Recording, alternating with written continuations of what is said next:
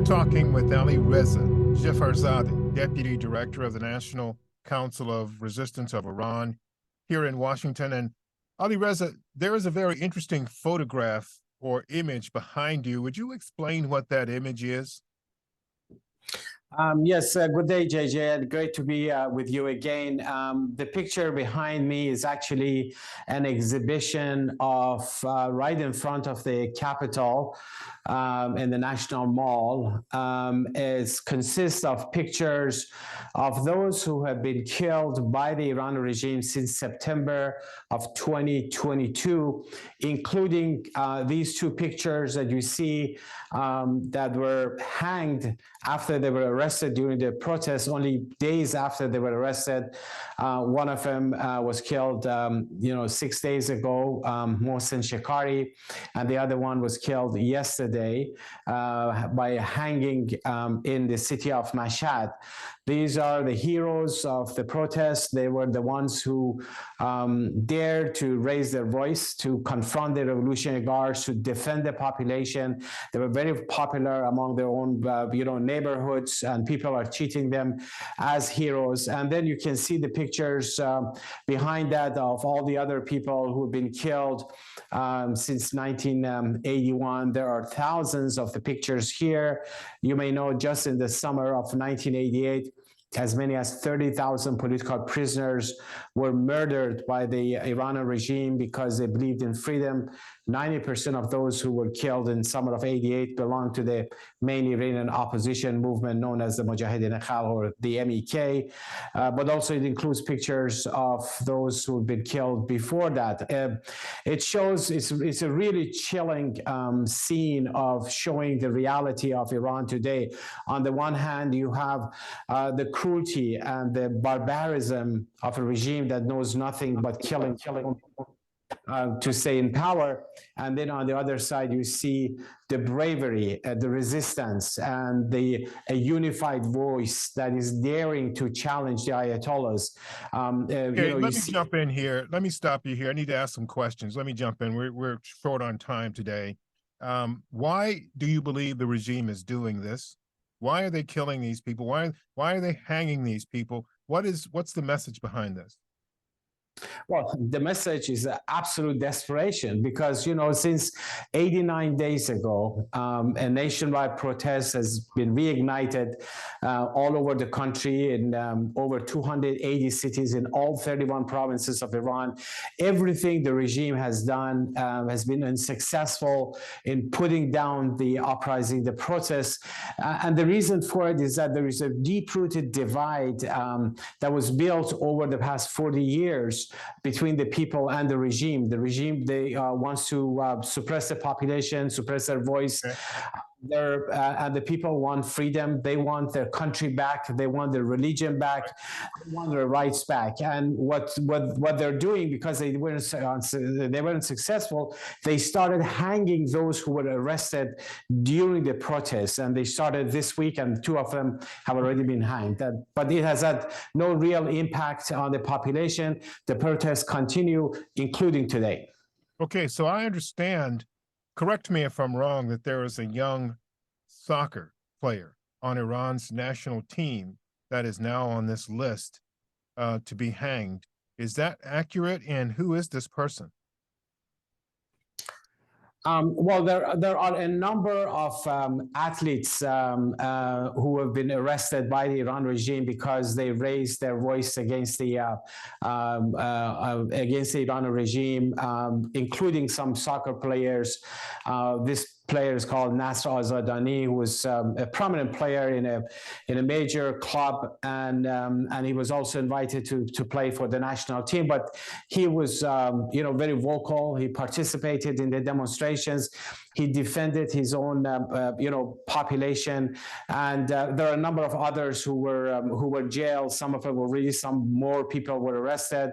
Wrestlers, have been arrested, have been jailed because they sided with the people. So you can see all strata of Iranian society are getting involved, including the soccer players or athletes. Do you see any sense at this time? Do you see any signals at this time, rather, that there is a way to stop this? Because we've spoken about this several times in the last couple of months, what Iran, what the regime would do to retaliate and how far they would go. Do you see any evidence at all that they're going to stop this, or that they can be stopped? Well, when it comes to the killings, obviously the regime will not stop them because what they want to stop the revolt, which is even less likely than anything else. What's really happening in Iran, as I discussed here before, is a very deep-rooted revolution in the making, and nothing can really stop it because the people have nothing else to lose. The majority of the people have been one way or other affected by this regime. So they feel that if they pay the price, which they have paid a large price over the years, if they continue to pay the price now, because they have really galvanized a lot of support, unified the people in Kurdish region, down south in the Arab Khuzestan, the Baluchis, southeast of Iran, the capital Tehran, intellectuals, everybody is getting involved. There is an organized resistance, organized opposition that can direct things, that can steer these revolt, these protests into victory. That's why I don't think the regime would ever really succeed in stopping it. The best way out of it is the victory, which is what the people are looking for, is ending the rule of the Ayatollahs. And I think this is where the outside world can play its role, whether it's Europe or the United States. What they really need to do, they need to make Tehran pay the price for every human rights violation, every person they kill. There has to be a punishment for the Iran regime, whether not just in terms of statements or words, but also practical measures, sanctions, isolating them, expelling their diplomats, closing down their embassies, expelling them from all international bodies, the same way that South Africa was treated, a prior state. That's what they were, the apartheid regime in South Africa. That same treatment needs to be dealt with, the Iran regime by the United States particularly, and European nations. So we have to go, but we will come back to you very soon to keep up with this, because the information we're getting from you is far and away much better than anything we're getting from anybody else about this. Thank you for being here today. Thank you for updating us, and we wish you the best with this. And thank you so much, JJ, for doing your part always to provide information to the outside world. I mean, this is the best we can do by, shedding light on the realities on the ground that would otherwise be unavailable to the American public. Thank you so much.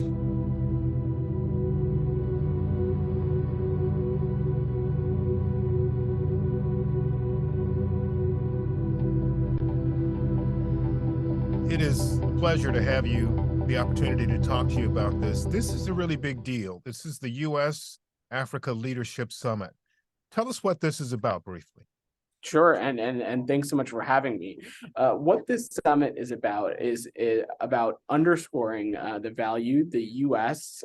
places on our collaboration with Africa on some of the most pressing global challenges, but also opportunities, things like addressing the climate crisis, things like future global health concerns, much like the COVID-19 pandemic. And really, it's also another example of President Biden and Secretary Blinken's commitment to revitalizing our global partnerships and alliances around the world. And that, of course, includes the African continent.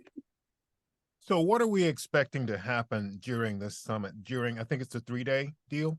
Correct. It's a 3-day summit with each day having a different focus of events. Today's had a really important emphasis on civil society and African diaspora, as well as young African leaders. Tomorrow's will have an emphasis on trade and economic issues. But to widen the aperture a little bit, there are some main objectives that we view through this Leaders Summit through, and they are first to deepen and expand the long-term U.S.-Africa partnership to advance our shared priorities as it relates to, a changing 21st century. But also it's an opportunity to amplify African voices to collaboratively meet the challenges that our world faces right now. But also, it's an avenue to leverage the best of America, whether that be U.S. government at the federal, state, local level, but also opportunities for the private sector and, as I said, civil society to get engaged on this issue as well. Really, this is about a partnership. This is about what the United States and countries on the African continent can do together to make our overall world more prosperous.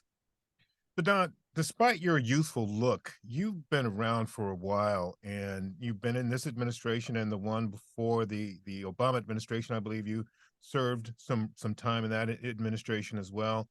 And you have seen the ups and downs of the African-U.S. relationship, I believe. Why is this important right now to do this right now?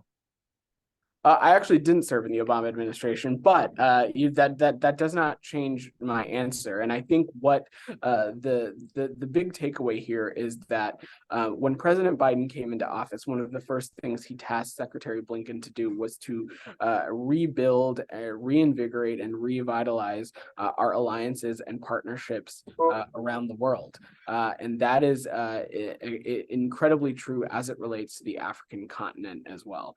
You saw earlier this year, Secretary Blinken and other State Department leaders visit the African continent, had some great trips. And this is just another piece of that puzzle as part of our broader engagement strategy with the African continent. And as I said, this is about working hand in hand with the nations who are here at the African Leaders Summit to address some of our most pressing challenges, making sure that we have economic prosperity across the world, ensuring that countries together are tackling the climate crisis, ensuring that whenever we are faced with the next public health crisis, whether it be a pandemic or something else, that countries are in the best position possible. And we're learning from the COVID-19 pandemic and our country's various responses and implementing some of these best practices. So really, this is about a partnership and the comparative advantage that the United States and these countries can offer when they're working together.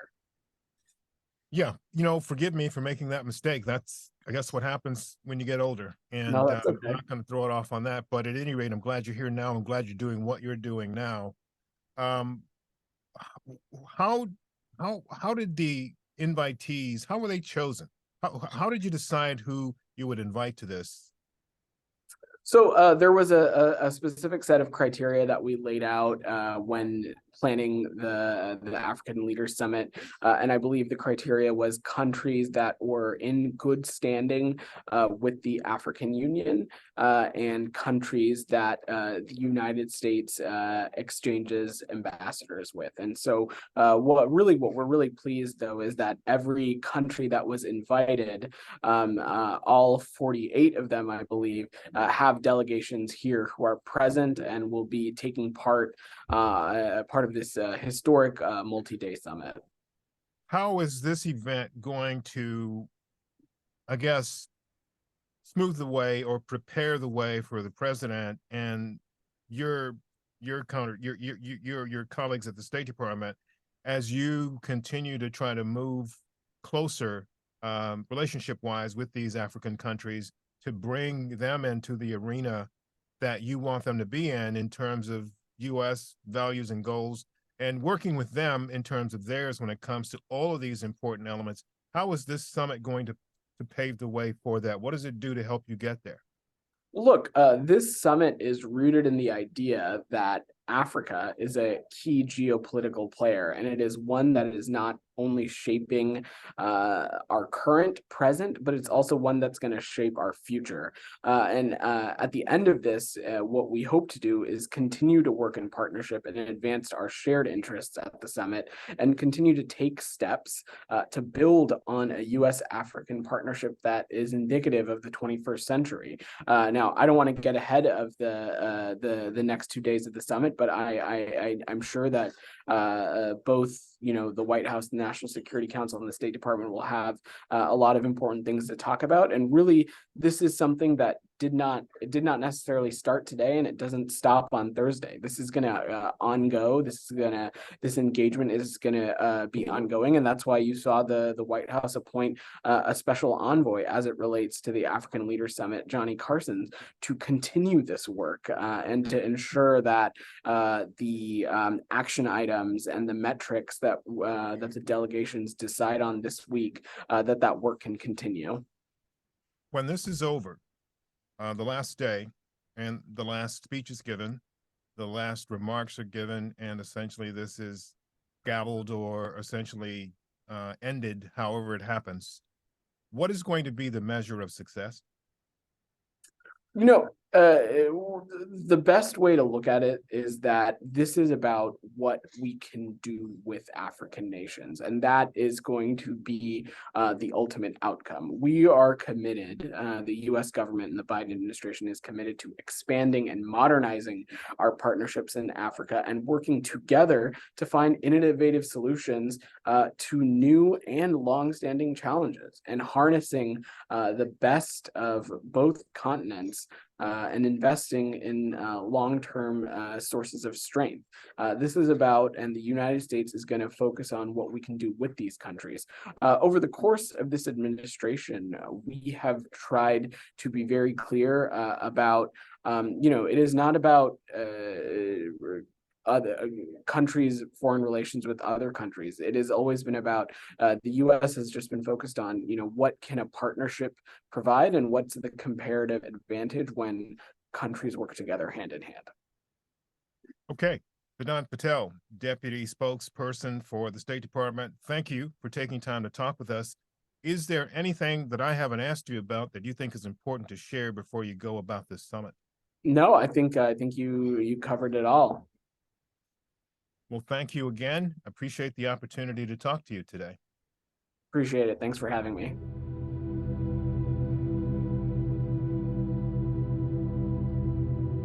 Thank you for checking out Global with JJ Green again. On this program, I have an old friend, somebody who is very, very good at what he does. He works with the Council of Europe. His name is Kristian Bartolin. Kristian, you've been involved in some very important work when it comes to artificial intelligence. We, in the last, I'd say 5 or 6 years, have seen something of an explosion in the deployment of artificial intelligence, not just in ways that are obvious, but in ways that we don't really see. But you've been involved in some work that's designed to, I think, protect people and to make sure that artificial intelligence is utilized in a responsible way. Why don't you tell us about that work? With pleasure. Yes, as you said, artificial intelligence, it's not new. It has been around since the 1950s, but it's only in the last decades that it has been possible to really develop artificial intelligence systems that can do more than being a chat computer or something similar. This is due to the fact that we now have access to, and the developers of artificial intelligence systems now have access to really big data. And this obviously primarily comes from the internet and primarily from the social media. So it's all the things that we're doing on the internet, when we're Googling or when we are using other search machines, when we are exchanging on various social media platforms, all of this information, or much of it, ends up being used for feeding into learning processes for artificial intelligence systems. So they basically are getting a lot smarter than they used to be, and they have become a lot more versatile. When we speak about artificial intelligence, I think it's important to remember that we're not talking about something, very advanced, like talking droid robots or something like that, as we know from the silver screen. We're talking about algorithms, and algorithms help, in many ways to speed up analysis processes. So basically, what artificial intelligence is about is pattern recognition. Sure. Now, when these systems, sorry, yes, please. Why is this important to the average person? It is important because all of us are one way or the other being confronted with artificial intelligence systems, and we will be so even more in the future. If you have a smartphone, as very likely artificial intelligence system in that. If you have a fridge that can tell you what to do, whether you need to buy new stuff, or whether the temperature is correct, or whether something else needs to be done, or some of these smart applications that you find in everyday household items. All of this is artificial intelligence. Self-driving cars, artificial intelligence.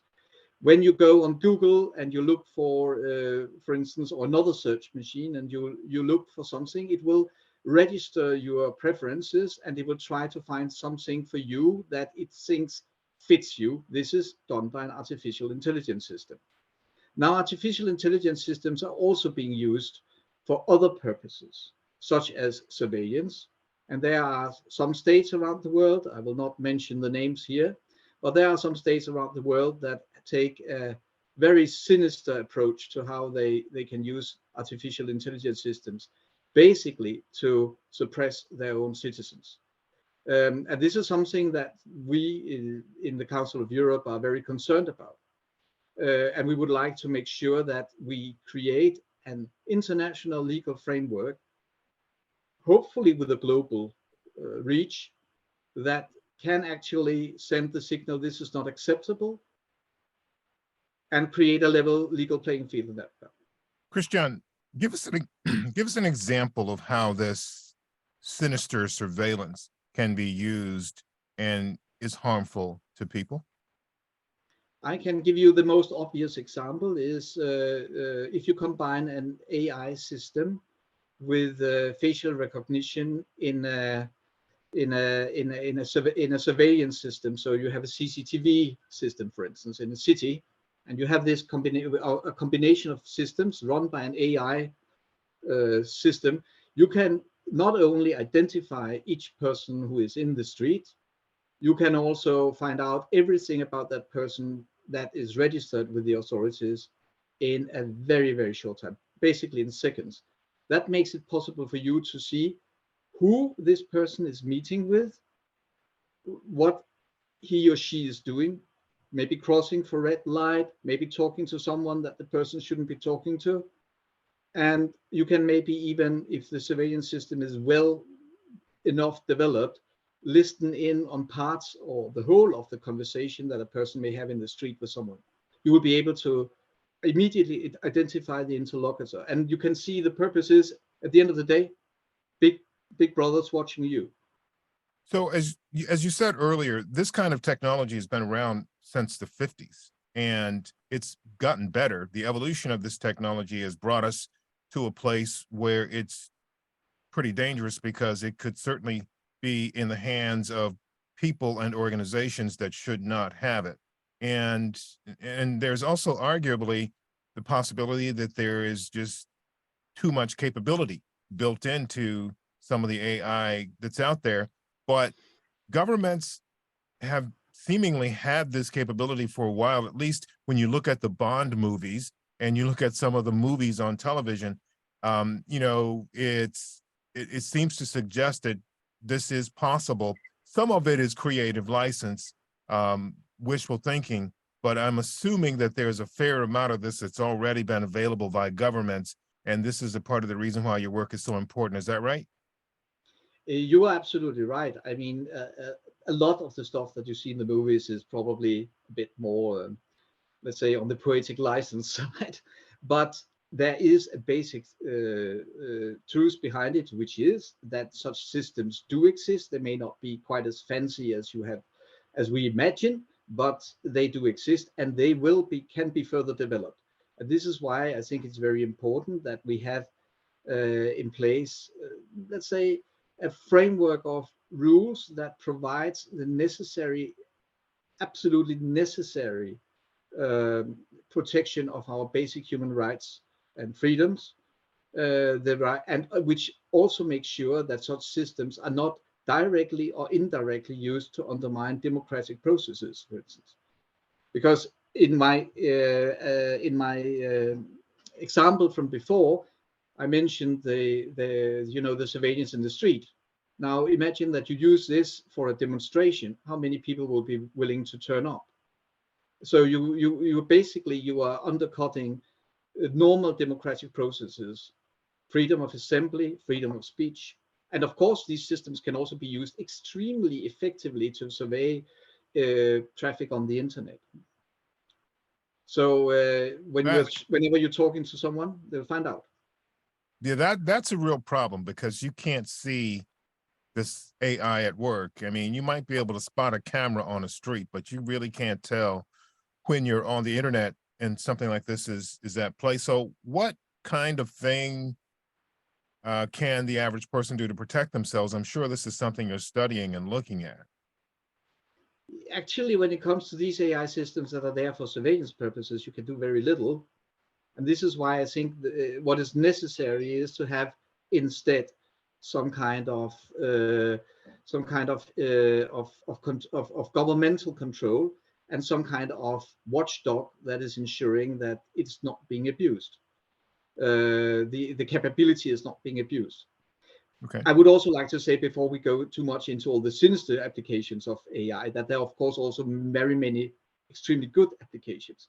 And the problem is that many of the algorithms and AI systems that we are referring to as being sinister, they could also very well be used for something much better, such as identifying cancer, early cancer stages, or things like that. You can also emotional recognition, for instance. It's very bad if it's used to infer whether you are happy when somebody is speaking or you are less happy when that person is speaking. That is, of course, something that really interferes with your privacy and can be used against you if you live in a repressive regime. But the same thing can also be used, to help people who cannot communicate otherwise, to make clear what to infer their emotions and to try to help them. Are they in pain? Are they happy? Etc. etc. So it's not the technology, it's the uses of the technology, which is really what we need to look at.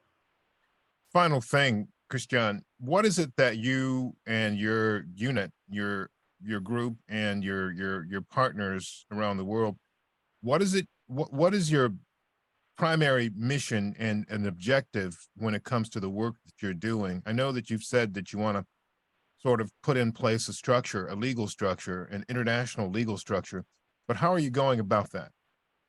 We are going about that in the way that we have set up a committee with not only, of course, all the member states of the Council of Europe. There's also a number of non-member states, including the United States, Canada, are in